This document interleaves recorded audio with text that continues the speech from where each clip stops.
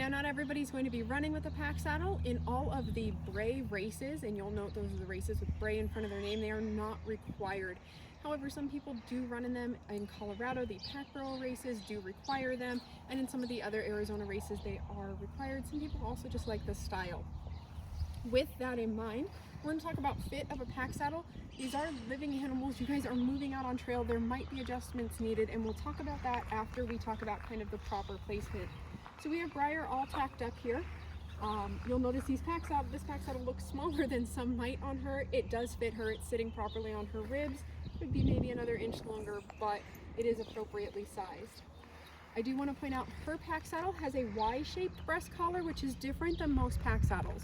Most pack saddles you see are going to have just one straight piece of material. It might be mohair like this, it might be leather, could be some other material, a canvas perhaps. They will all fit to similar degrees. There will be a little bit different. So you'll notice with this one, we kind of have a keeper up here to make sure it's staying high up and get the correct angle. It's also attached to the pack saddle. The function of the breast collar is to keep the pack saddle from sliding backwards, especially when you're going uphill. One thing I want to point out is the point of shoulder. This moves when these animals are walking. This point of shoulder is going to be swinging. We don't want anything covering the point of shoulder. We don't want to be over it like this, and we don't want to be under it. That is going to inhibit their motion. We want to sit on top. We want to make sure we can see this point of shoulder. So it needs to sit on top, and that doesn't matter if it is a Y shape, if it is more of that tripping collar style, which is, like I said, that single piece of material. It might come down a little bit further because the angle is going to be different. A single piece of material will just inherently have a different angle as it comes from this fork area. It's going to come straight here, so you'll see it would sit a little lower. The other thing to be careful of is we don't want to impede the trachea of the donkey. You know, it's going to go up a little higher as that single piece of material. It's not going to have this relief down here, but it also means it doesn't need to be so tight that they're restricted. You shouldn't see anything cutting in. So hers, again, it's that Y style, so we have a little bit more playroom just because of how it's sitting. Then we have the cinches. Most pack saddles are going to have these double cinches. Sometimes you'll see a single one. You're going to have to talk to who owns the donkey if you're renting to kind of learn about these cinches. But most of them will have this double style. This back cinch doesn't need to sit like a rodeo bull. It's not going to sit in here. It's not going to sit in their flank. It does need to be up against them. It is functioning as a cinch to keep this pack saddle on. It's not just there for looking at. This front cinch on Briar, it's sitting at a slight angle forward.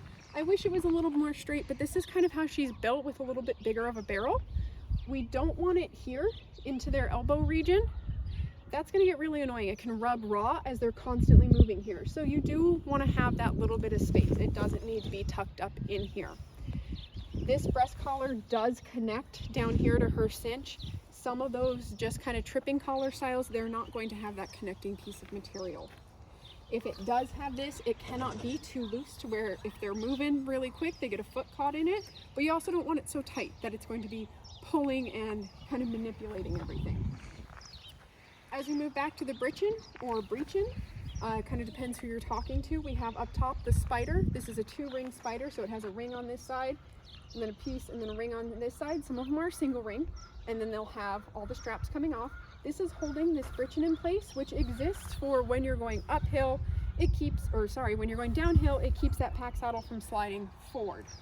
When you're packing heavy loads, you're actually going to be stopping and adjusting this. In this race, you're not going to be unless something gets messy, okay? It needs to sit in a very specific location. If we go too low, it's actually going to inhibit movement again. If the donkey can't move comfortably, they're not going to move. If we go too high, it's uncomfortable for different reasons. Donkeys are going to have to use the bathroom at some point. We're not going to go up into their tail. Here you can see the point of buttock. It sticks out a little bit. You don't want to go any higher than that. This is about as low as you want to go. She is a Jenny, so I keep theirs a little bit lower than I might do on a gelding. So hers sits good. Again, you don't want to go any lower than this, but you don't want to go any higher than this. Hers could even come up just a tiny bit if I want to get real fiddly with it, but it depends how we're moving. So this is more or less what you want your setup to look like as you're heading down the trail. So I'm going to show you how to adjust your cinches everybody's going to have to at some point. Again, these are living, breathing, moving animals. Right where the cinches go, their lungs are here. So it is expanding, it is contracting.